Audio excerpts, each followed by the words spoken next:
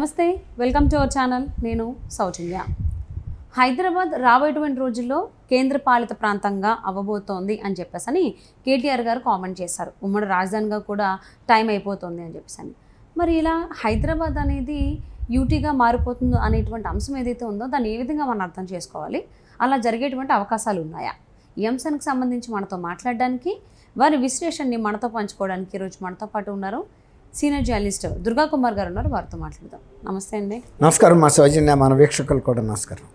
కేటీఆర్ చేసినటువంటి కామెంట్స్ ఏవైతే ఉన్నాయో, వేములవాడలో జరిగినటువంటి ఒక సమావేశంలో హైదరాబాద్ ఉమ్మడి రాజధానిగా ఉండబోదు ఇకపై రాబోయేటువంటి రోజుల్లో, June 2తో అయిపోతుంది టైం పీరియడ్.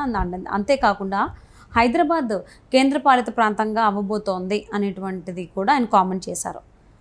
అది నిజంగా జరగబోతోందా? అసలు ఆయన ఎందుకు ఈ కామెంట్ చేయాల్సి వచ్చింది? ఏ విధంగా అర్థం చేసుకోవాలి వీటిని? అంటే గత ఎన్నికల్లో బీఆర్ఎస్ ఓటమి తర్వాత ఇప్పుడు వస్తున్న ఫస్ట్ ఎన్నికలు అమ్మాయి. ఇప్పుడు ఈ ఎన్నికల్లో అయినా సరే సఫిషియెంట్ నెంబర్ ఆఫ్ సీట్స్, కనీసం కొన్ని సీట్లైనా కనుక బీఆర్ఎస్ గెలుచుకోలేకపోతే పార్టీ ఉనికే ప్రమాదంలో పడిపోతుంది. అందులో ఇది ఉద్యమ పార్టీగా ఏర్పడింది, తెలంగాణ సెంటిమెంట్ మీద ఏర్పడిన పార్టీ. బిగిన 2 టర్మ్స్ గెలిచింది, తర్వాత ఎక్కువ లోక్సభ స్థానాలు కూడా గెలుచుకుంది. కానీ సడన్గా మొన్న ఎన్నికల్లో ఓటమి తర్వాత ఇప్పుడు వాళ్ళు ఒక రకమైన షాక్లోకి వెళ్ళిపోయారు. ఈసారి ఎన్నికల్లో ఇది జాతీయ స్థాయి ఎన్నికలు, లోక్సభ జరుగుతున్న ఎన్నికలు. నిజానికి బీఆర్ఎస్ పార్టీ ఒక నేషనల్ పార్టీగా ఆవిర్భవించినా కూడా టీఆర్ఎస్ నుంచి ఇవాళ ఏ పక్క రాష్ట్రంలో కూడా ఒక్క సీట్ కూడా కంటెస్ట్ చేయట్లేదు, ఇక్కడున్న సీట్లు తప్ప. కాబట్టి ఇవాళ కనుక లోక్సభ స్థానాల్లో కనుక మినిమం 12 సీట్లు కనుక గెలుచుకోలేకపోతే బీఆర్ఎస్ కేసీఆర్ గారు తను శాసించే పరిస్థితి ఉండదు కేంద్రాన్ని. కాబట్టి మనం ఒక అశక్తులం అయిపోతాము. రేపు June 2వ తారీఖుతో రాష్ట్రం ఏర్పడి 10 ఏళ్ళు దాటిపోతుంది. 10 ఏళ్ల పాటు ఉమ్మడి రాజధానిగా హైదరాబాద్ ఉండటం అనే ఒక పరిమితి మూలాన దీన్ని ఇప్పటివరకు కేంద్రపాలిత ప్రాంతంగా చేయలేదు. ఇప్పుడు June 2 తర్వాత ఉమ్మడి రాజధానిగా ఉండదు, కేవలం హైదరాబాద్కి మాత్రమే రాజధానిగా ఉంటుంది. కాబట్టి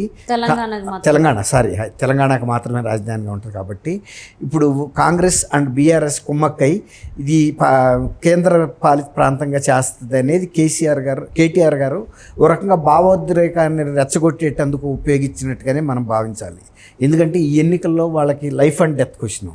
ఇప్పుడు కనుక ఎక్కువ సీట్లు గెలవకపోతే బీఆర్ఎస్లో ఎవరు ఉండరు నాయకులు. ఎందుకంటే జాతీయ స్థాయిలో బీఆర్ఎస్ ఉనికి అనేది ఇక ఉండదు. ఎట్లా అంటే ఓట్లు కూడా 2 జాతీయ పార్టీలు పోటాపోటీగా ఉన్నప్పుడు ఇక్కడ ప్రాంతీయ పార్టీకి ఓటేస్తే ఉపయోగం ఏంటి అనేది రాజకీయ చైతన్యం ఉన్న తెలంగాణలో ప్రతి ఓటరు ఆలోచిస్తాడు.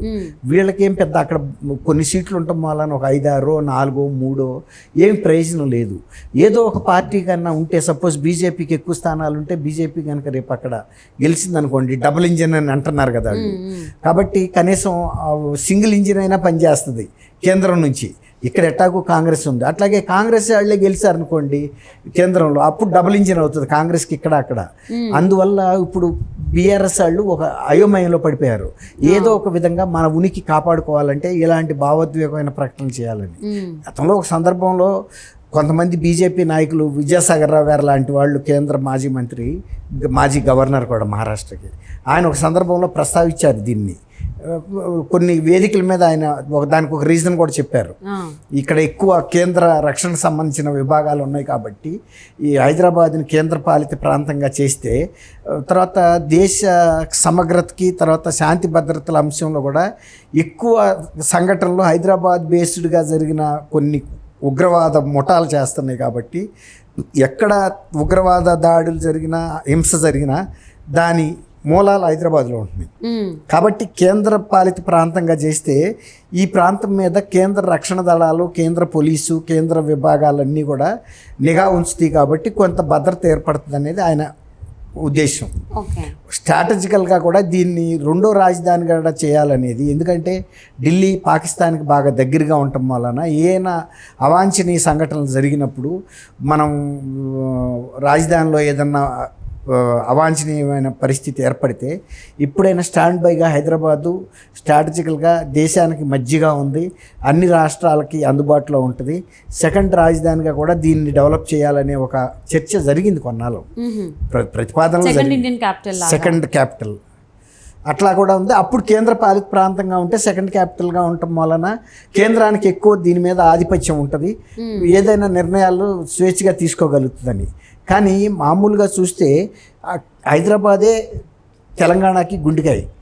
ఇప్పుడు 70% ఆఫ్ ద ఇన్కమ్ తెలంగాణకి హైదరాబాద్ నుంచి వస్తుంది.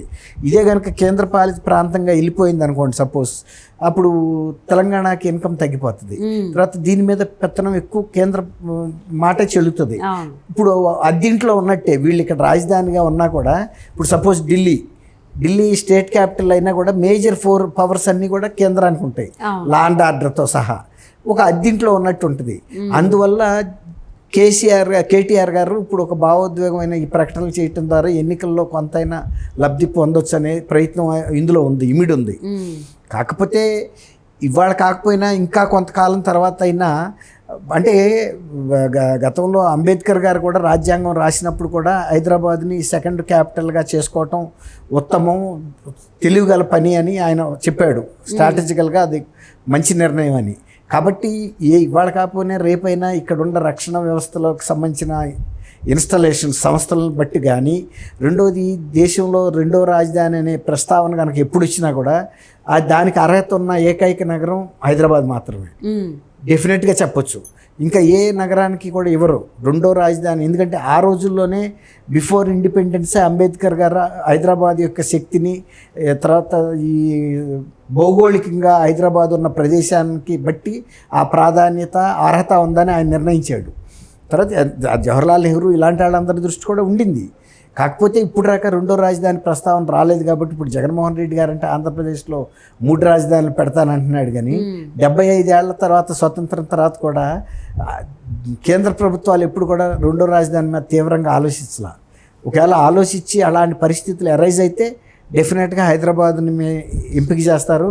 ఎంపిక చేసినప్పుడు రెండో రాజధానిగా నియమితం అయిందంటేనే ఆటోమేటిక్గా కేంద్రపాలిత ప్రాంతంగా కూడా డిక్లేర్ అయ్యే ఛాన్స్ అయితే ఉంటుంది. అప్పుడు ఏ పార్టీ ప్రభుత్వం కూడా ఏమీ అడ్డం పడలేవు. ఎందువల్లంటే అది దేశ భద్రతకు సంబంధించిన అంశం, దేశ అవసరానికి సంబంధించిన అంశం. ఏం ఫిజికల్గా తీసుకెళ్ళిపోవటం లేదు హైదరాబాద్ని, ఇక్కడే ఉంటుంది. కాకపోతే కేంద్ర ఆధీనంలో ఉంటుంది, లా అండ్ ఆర్డర్ కూడా కేంద్ర ఆధీనంలో ఉంటుంది. ఎందుకంటే ఇక్కడ కొంత, అంటే ఇప్పుడు ఈ మాట కేటీఆర్ అనడం వల్ల కేటీఆర్కి ఏ లబ్ధి చేకూరేటువంటి అవకాశం ఉందనుకోవచ్చు. అంటే ప్రజలు ఎలర్ట్ అవుతారుగా, ఒకవేళ కేంద్ర పాలిత ప్రాంతం అయ్యి ఆపాలంటే బీఆర్ఎస్ మాత్రమే ఆపగలుగుతుందని చెబుతున్నాడు కదా ఆయన. ఇప్పుడు జాతీయ పార్టీలు చేయడానికి ఈజీగా ఉంటుంది, ప్రాంతీయ పార్టీగా మనం ఈ భూభాగాన్ని కోల్పోవటం బీఆర్ఎస్ ఒప్పుకోదు కదా.